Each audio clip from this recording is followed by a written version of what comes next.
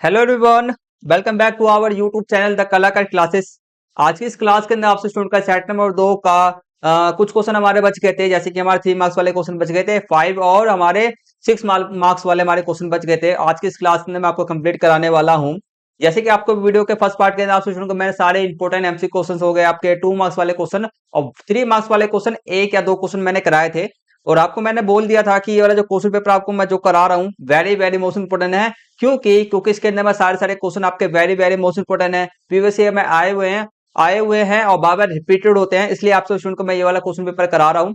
तो आज की इस क्लास को हम बिना किसी देरी के शुरू करते हैं।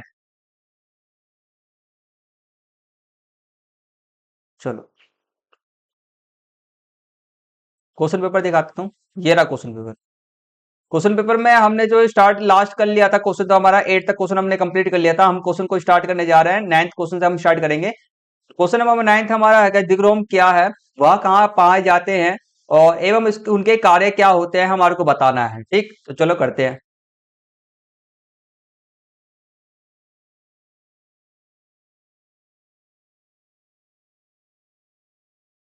देखो, तो ये रहा आपका दिग्रोम है। देखो, दिग्रोम छोटी आंत की आंतरिक भित्ति पर पाई जाने वाली उंगली, ठीक है, उंगली नुमा उभरी हुई संरचनाएं होती है। क्या होती है हमारे दिग्रोम? क्या हमारे छोटी आंत, ठीक है, छोटी आंत की आंतरिक भित्ति पर पाए जाने, ठीक है, पाए जाने में मतलब कहां पर रहती है आपकी छोटी आंत के अंदर में पाया जाता है ये आपका। और ये क्या होता है दिग्रोम आपका? उंगली, ठीक है, उंगली नुमा उभरी हुई संरचनाएं होती हैं। ठीक है, मतलब कि हाथ की जैसी संरचनाएं आपकी होती है। और आपका कहाँ पाया जाता है? छोटी आंत के में पाया जाता है। हमने दो कौन का आंसर हमने दे दिया। तीसरा हमको आंसर देना था हमारे को कार्य, इसके कार्य क्या होते हैं? पचे हुए भोजन के अवशोषण, ठीक है, पचे हुए भोजन के अवशोषण के लिए सतह का क्षेत्रफल बढ़ाता है, ठीक है, बढ़ाना इसका कार्य होता है। ठीक है, पचे हुए भोजन का अवशोषण के लिए छोटी आंत में, वो भी ठीक है, छोटी आंत में सतह क्षेत्र अवशोषण के लिए छोटी आंत, यहाँ पे एक और चीज ऐड कर देना, छोटी आंत में, ठीक है, छोटी आंत में यहां तक, अब यहां से लिखना स्टार्ट करना, सतह का क्षेत्रफल बढ़ाना है इसका कार्य। ठीक है, बस इतना ही इसका आंसर लिखना था। नेक्स्ट क्वेश्चन आपका आएगा अथवा वाला, दोनों में से एक करना है। मानव एवं अमीबा के पोषण में कोई एक समानता और एक अंतर लिखो। मानव और अमीबा के पोषण के अंदर में आपका, ठीक है, पोषण मतलब समझते होंगे सभी सभी खाने पीने, ठीक है, खाना पीना भोजन करना ये सब, भोजन लेना, खाना खाना ये सब। ठीक है, कोई एक समानता, कोई भी एक समानता एक अंतर लिखना है हमारे को। चलो करते हैं। पहले तो करते हैंगे पहले समानता की बात करते हैं। दोनों परजीवी पोषी है, ठीक है, दोनों परपोषी जीव है, दोनों की तरफ परपोषी जीव है और भोजन के लिए दूसरे जीवों पर निर्भर रहते हैं। ठीक है, तो ये एक समानता होगी, दोनों के दोनों परपोषी है। परपोषी मतलब जो अपने दूसरे जीवों से हमारा अपना भोजन प्राप्त करते हैं, ठीक है, दूसरे जीवों पर निर्भर रहते हैं। अंतर की बात करते हैं। मानव में पाचन, ठीक है, मानव में पाचन एक जटिल पाचन तंत्र के माध्यम से होता है, जबकि जो अमीबा में जब भोजन का जो पाचन होता है ना, खाद्य रिक्तिका में होता है। ठीक है, दोनों में अंतर ये है, दोनों में समानता ये है बस। चलो नेक्स्ट क्वेश्चन करते हैं। इंग्लिश मीडियम वाले स्टूडेंट भी हमारे वीडियो को देख करके वह अपने एग्जाम की तैयारी कर सकते हैं। 10th क्वेश्चन, समझाइए ऐसा क्यों होता है। समझाना है कि हमारे को ऐसा क्यों होता है। पहला आपका क्वेश्चन है, जब आप अति अम्लता से पीड़ित होते हैं तो प्रति अम्ल की गोली लेते हैं। ठीक है, तो हम हमारे पेट के अंदर में एसिडिटी हो गया है। ठीक है, तो हम क्या कर रहे हैं? प्रति अम्ल ले रहे हैं, हम इनो पी रहे हैं। ठीक है, हम क्या कहें, इनो पी रहे हैं या बेकिंग सोडा, हाँ बेकिंग सोडा ही होता है हमारा, तो उसको हम गोली ले रहे हैं या गोली भी होता है हमारा, ले रहे हैं। क्यों लेते हैं हम, हमारे को आंसर बताना है। चलो देखो, तो पहला इसका पहला आंसर आपका है, पेट में अति अम्लता, एसिडिटी होने पर पेट में अतिरिक्त अम्ल बन जाता है। ठीक है, एसिड मतलब कि अधिक हमारा अम्ल बन जाता है। और प्रति अम्ल, ठीक है, प्रति अम्ल जो हमारा की गोली में मैग्नीशियम हाइड्रोक्साइड जैसे क्षारक होते हैं, ये क्षारक अतिरिक्त अम्ल के साथ अभिक्रिया करके उसे उदासीन कर देते हैं। अम्ल को क्या करते हैं, वह उदासीन कर देते हैं। ठीक है, कर देते हैं, जिससे कि व्यक्ति को आराम मिलता है। ठीक है ना, अब जो अम्ल को ना, अम्लता को, एसिडिटी को पूरा समाप्त कर देता है। ठीक है, तो बस यही है, और आराम दे देता है, इसलिए हम क्या करते हैं, हम प्रति अम्ल की गोलियां खाते हैं। नेक्स्ट क्वेश्चन का आंसर हमारे को देना है, जब चींटी काटती है तो त्वचा पर, ठीक है, कैलेमाइन का विलयन लगाया जाता है। क्यों लगाया जाता है, हमारे को आंसर देना है। चलो बी इसका आंसर देखो, जब एक चींटी काटती है तो वह त्वचा में फार्मिक अम्ल हो गया या मैथोनिक अम्ल नामक अम्ल छोड़ती है। ठीक है, और कैलेमाइन विलेन में जिंक कार्बोनेट होता है, जो एक दुर्बल क्षारक है, और यह क्षारक त्वचा पर लगाए गए अम्ल को क्या कर देता है, वह उदासीन कर देता है, जिससे कि जलन और खुजली कम हो जाता है। ठीक है, तो चींटी काटता है तो चींटी काटते हमारे त्वचा पर जलन हो गया, खुजली हो गया, ये सब होने लग जाता है। उसी को कम करने के लिए हम क्या करते हैं, स्केलेमाइन की विलेन का हम उपयोग करते हैं, जिसके में जिंक कार्बोनेट होता है, जो एक क्या होता है, क्षारक होता है। ठीक है, तो और चींटी के अंदर में क्या आता है, वह आपका अम्ल रहता है। ठीक है, तो अम्ल क्षारक का जब हम अभिक्रिया कराते हैं, सबको पता है कि हम अभिक्रिया कराते हैं तो क्या क्या बनता है हमारा, एक तो हमारा लवण बनता है, एक सेकंड रुक जाना, क्या हो रहा है बार बार। ठीक है, हमारा क्या बनता है, हमारा लवण बनता है और हमारा जल बनता है। अरे यार, ठीक है, जल बनता है। तो ये इसलिए ये क्या करता था, और दोनों अभिक्रिया आपस में अभिक्रिया करके उदासीन हो जाते हैं, ना तो वह अम्ल रहते हैं ना तो वह क्षारक रहते हैं। ठीक, चलो नेक्स्ट क्वेश्चन करते हैं 11। देखो, एक वास्तविक और एक आभासी प्रतिबिंब में अंतर लिखो, और आभासी प्रतिबिंब का एक उदाहरण भी हमारे को लिखना है। चलो देते हैं आंसर। तो हमने एक पहले तो एक टेबल बना लिया हमने, वास्तविक प्रतिबिंब, और इधर हमने लिख लिया आभासी प्रतिबिंब। ठीक है, तो पहला पॉइंट इसके बारे में लिखते हैं हम, वास्तविक प्रतिबिंब प्रकाश किरणों के वास्तव में मिलने से बनता है। ठीक है, वास्तविक प्रतिबिंब कैसे बनता है, प्रकाश किरण जब आपस में, जब प्रकाश किरण हमारे आपस में वास्तव में मिलता है तब बनता है। आभासी प्रतिबिंब आपका, आभासी प्रतिबिंब प्रकाश किरणों के मिलती हुई प्रतीत होने से बनता है, मतलब कि मिलता हुआ जो आपका प्रतीक होता है। ठीक है, इसमें वास्तव में प्रकाश किरण आपस में नहीं मिलते, मैं प्रतीत होता है ना, तो बनता है आभासी प्रतिबिंब। ठीक है, नेक्स्ट इसका दूसरा पॉइंट आप लिखोगे, प्रतिबिंब को पर्दे पर प्राप्त किया जा सकता है। जो प्रतिबिंब को हम ना, तो प्रतिबिंब पर प्राप्त, पर्दे पर हम प्राप्त कर सकते हैं हम इसको, और इसको इसमें आपका प्रतिबिंब को हम पर्दे पर प्राप्त नहीं कर सकते हैं। ठीक है, दो अंतर ये हो गया। आखिर तीसरे लास्ट में हमारे को देना था, एक उदाहरण दे रहा था हमारे को समतल आभासी प्रतिबिंब का। तो समतल दर्पण में बना प्रतिबिंब आपका क्या होता है, आभासी प्रतिबिंब होता है। क्या हमारे जो समतल दर्पण के अंदर में हम अपना चेहरा को देखते हैं, क्या वो रियल रहता है? चेहरा जो हमने देखा, चेहरे का जो परछाई होता है वो रियल थोड़ी नहीं रहता है। ठीक है, तो ये इसका एग्जांपल हो गया। नेक्स्ट क्वेश्चन आपका हमारा हैगा, लेंसों के तीन उपयोग लिखो। लेंसों के हमारे को तीन उपयोग, लेंस जानते हो ना, जैसे कि जो भी, जिसको भी आपने देखा, कई सारे व्यक्तियों को देखा जिनको चश्मा लगा होता है। हाँ, ठीक है, चश्मा लगा रहता है, तो उनके उनके क्या होता है, उनको आंखों से थोड़ा सा दूर, कोई कोई व्यक्ति दूर की वस्तु को नहीं देख पाता है, कोई वस्तु पास की वस्तु को नहीं देख पाता है।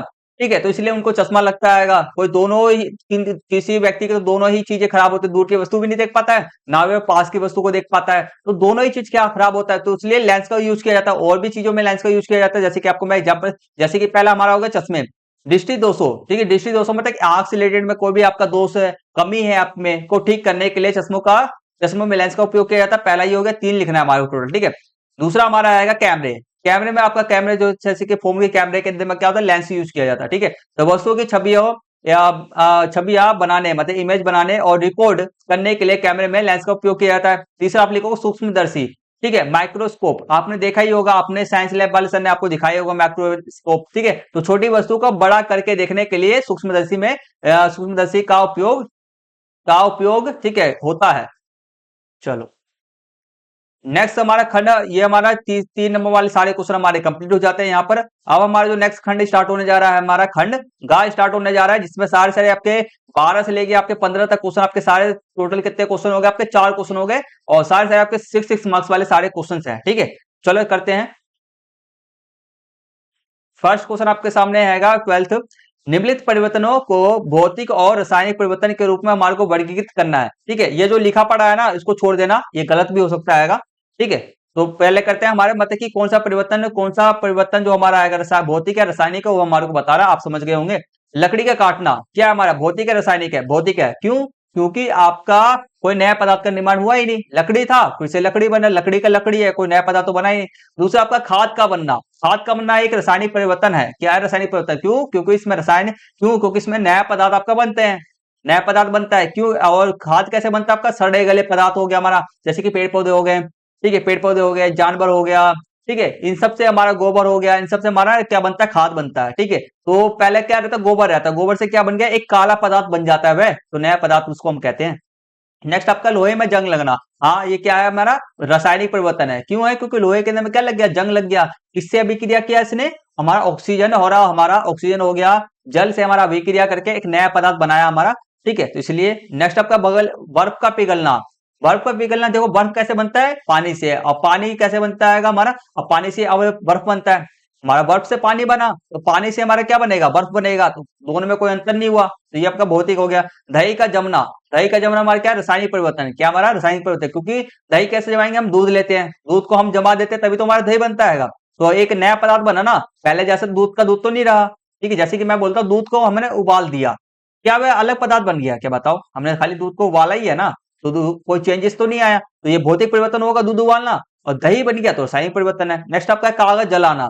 क्या हमारा कागज जलाना, कागज जलाना एक क्या है, रासायनिक अभिक्रिया है। क्यों है, क्योंकि कागज तो हमारे कार्बन के साथ, कागज क्या होता है हमारा, कार्बन होता है, सी होता है, हम इसको अभिक्रिया किससे करा रहे हैं, O2 से, हम इसकी अभिक्रिया किससे करा रहे हैं, O2 से, ऑक्सीजन से अभिक्रिया करा रहे हैं, तो हमारा नया पदार्थ क्या बनता है, कार्बन डाइऑक्साइड हमारा बनता है। ठीक है, तो F ये हमारा रासायनिक परिवर्तन है। नेक्स्ट क्वेश्चन करते हैं हमारा 13वां।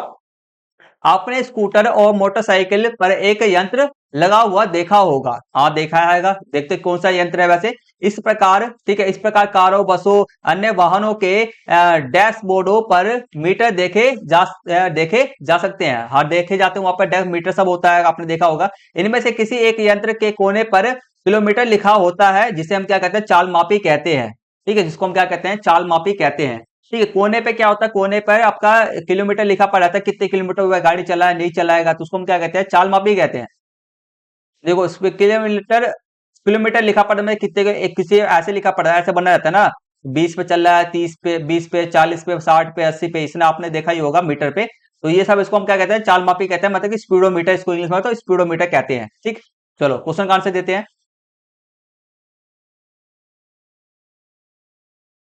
क्वेश्चन का आंसर का पहला क्वेश्चन पूछा जा रहा है, वाहन द्वारा तय की गई दूरी डैश द्वारा मापी जाती है। ठीक है, वाहन द्वारा जो होता है हमारा तय की गई दूरी, दूरी की बात किया जा रहा है, क्या बात किया जा रहा है, दूरी, दूरी की बात किया जा रहा है, हमारा चाल की नहीं बात किया जा रहा है, किसे, हमारा चाल या हमारे स्पीड की बात नहीं किया जा रहा है, यहाँ पे ध्यान रखना। तो दूरी को किससे मापा जाता है, हमारा पथ मापी से मापा जाता है, किससे मापा जाता है, पथ मापी, याद रखना, ओडोमीटर कहते हैं इसको, मैं ओडो, ठीक है, ओडोमीटर कहते हैं हम इसको, ये ध्यान रखना। ठीक, अगला देखो हमारा चाल मापी, चाल मापी वाहन की डैश मापता है, चाल मापी, चाल मापी स्पीड की बात की जा रही है यहाँ पर, तो स्पीड के लिए आपका क्या रहेगा, चाल रहेगा, क्या है हमारा चाल, क्या मापता है, चाल को मापता है। नेक्स्ट आपका है चाल का सूत्र, क्या मूल मात्रक क्या होता है, चाल को, हमारे स्पीड को किस में मापा जाता है, किलोमीटर पर आवर पे मापा जाता है। ठीक है, 20 किलोमीटर से चल रहा है, 30, 40, 50, 60 किलोमीटर से चल रहा है, इससे मापा जाता है। नेक्स्ट क्वेश्चन आपका, दूरी का मूल मात्रक क्या है, दूरी को हम किस में मापते हैं, हम किलोमीटर के अंदर में मापते हैं, कितने किलोमीटर चला, किलोमीटर में, क्या हम मूल मापक आपका किलोमीटर है। चलो, और ओडोमीटर किस पर, ये देखो ओडोमीटर, दूरी को मापने वाला ओडोमीटर कहते हैं हम इसको। ठीक है, नेक्स्ट क्वेश्चन हमारा 14 है, देखो कार्बोहाइड्रेट मुख्य रूप से हमारे शरीर को ऊर्जा प्रदान करता है, बिल्कुल सही बात है। ठीक है, और वसा से भी ऊर्जा मिलती है। प्रोटीन, हाँ सही बात है, वसा से भी ऊर्जा मिलती है। प्रोटीन की आवश्यकता शरीर की वृद्धि, स्वस्थ रहने के लिए होती है, बिल्कुल सही है। प्रोटीन युक्त भोजन को स्व शरीर वर्धक भोजन कहते हैं, बिल्कुल सही बात, शरीर वर्धक, वर्धक मतलब बढ़ाने वाला भोजन कहते हैं। चलो क्वेश्चन का आंसर सब हम देते हैं। पहला क्वेश्चन पूछा जा रहा हमसे, हमें ऊर्जा डैश से मिलती है, किससे मिलती है, हमारे कार्बोहाइड्रेट से मिलती है, हाँ मिलती है, वसा से मिलती है, हाँ मिलती है, प्रोटीन से मिलती है, नहीं मिलती, तो ए सी इसका राइट आंसर, ए बी इसका राइट आंसर है। नेक्स्ट क्वेश्चन आपका है, कार्बोहाइड्रेट के स्रोत क्या है, हमारे चावल, दाल, पनीर या मक्खन। ठीक है, कार्बोहाइड्रेट का स्रोत क्या है आपका, चावल है। दाल किसका स्रोत होता है आपका, प्रोटीन का। पनीर किसका स्रोत होता है आपका, पनीर का। मक्खन किसका स्रोत है आपका, वसा का, ये ध्यान रखना। नेक्स्ट क्वेश्चन आपका आएगा, डैश को शरीर वर्धक भोजन कहते हैं, अभी हमने पीछे पढ़ के आए किसको, प्रोटीन को, प्रोटीन को हम शरीर वर्धक कहते हैं, क्यों कहते हैं, क्योंकि इससे हमारा शरीर बढ़ता है, शरीर की वृद्धि होती है, मांसपेशी मसल्स की वृद्धि होती है। इसी का अथवा वाला क्वेश्चन आपका आएगा, प्रोटीन के स्रोत क्या है, हमारा प्रोटीन गेहूं है, गेहूं से कार्बोहाइड्रेट मिलता है। चावल से क्या मिलता है, अभी हम पढ़ के आए, कार्बोहाइड्रेट मिलता है। गाजर से हमारे को क्या मिलता है, गाजर हमारा विटामिन का, अब बोल सकते हो खनिज लवण, विटामिन, हमारा खनिज से हमारे को विटामिन मिलता है, क्या मिलता है, विटामिन मिलता है। अंडा इसका राइट आंसर आपका, अंडे से आपको प्रोटीन मिलता है। चलो नेक्स्ट क्वेश्चन करते हैं हम। नेक्स्ट हमारा लास्ट क्वेश्चन है, ये मेंढक आमतौर पर तालाब में पाया जाने वाला एक जंतु है, बिल्कुल सही बात है। यह तालाब के जल और स्थल दोनों पर रह सकता है, बिल्कुल सही बात है। हमारे जो मेंढक होता है हमारा ऊपर में भी, सतह पे भी पाया जाता है, स्थल पे भी पाया जाता है, हमारे जल में भी पाया जाता है। ठीक है, और इसके पक्ष, ठीक है, पक्षपद लंबे और एवं मजबूत होते हैं। पक्षपद मतलब की जो अपने पीछे वाले जो पैर होते हैं ना, दोनों को दोनों, वह क्या होता है, लंबे होते हैं, मजबूत होते हैं, जो उन्हें छलांग लगाने और शिकार पकड़ने में सहायता करते हैं। ठीक है, चलो क्वेश्चन को देखते हैं, हमारा क्वेश्चन क्या है, क्वेश्चन क्या पूछा जा रहा है। मेंढक का आवास है, मेंढक का आवास क्या जलीय है और स्थलीय है, ठीक है, तो हमारा सही बात है कि हमारा जलीय और स्थलीय दोनों है, तो ए भी इसका राइट आंसर हो गया। नेक्स्ट क्वेश्चन आपका आएगा सेकंड, मछली डैश में रहती है, मछली किस में रहती है, हमारा जल के अंदर में रहती है, ए इसका राइट आंसर है। नेक्स्ट क्वेश्चन आपका आएगा जलीय आवास है, जलीय आवास है हमारा कौन कौन सा आवास है, तालाब है, हाँ है, झील है, हाँ है, नदी है, हाँ है। क्यों है जलीय आवास का मतलब जल, जल में रहने वाला, जल का स्थान, ठीक है, जल वाला स्थान, ये जल वाले स्थान है, तो डी इसका राइट आंसर आपका है। नेक्स्ट क्वेश्चन आपका हमारा होता है ना स्थलीय आवास, स्थलीय आवास समझ रहे हैं, जहाँ पर स्थल होता है, ठीक है, तो हमारा जंगल है, हाँ है, समुद्र हमारा जलीय हो जाएगा, ये नहीं है, मरुस्थल हमारा है, तो ए से इसका राइट आंसर आपका है, डी इसका राइट आंसर हो गया। ठीक है, तो आपको ये आशा करता हूं आप स्टूडेंट को हर एक क्वेश्चन 50 तक सारे 15 क्वेश्चन सारे क्वेश्चन बढ़िया तरीके समझ में आ गए होंगे। किसी भी क्वेश्चन करने में किसी भी प्रकार का कोई दिक्कत परेशानी आपको नहीं होगा, आशा करता हूं आप स्टूडेंट को। और एक चीज और मैं आपको बता दूं, आपका जो ये 24-25 का क्वेश्चन पेपर आपको मैं करा रहा हूँ, ये 24% 24-25 का जो क्वेश्चन पेपर पीवाईक्यू है आपका, ये आपका थोड़ा सा ना इजी है। कैसे है, थोड़ा इजी है।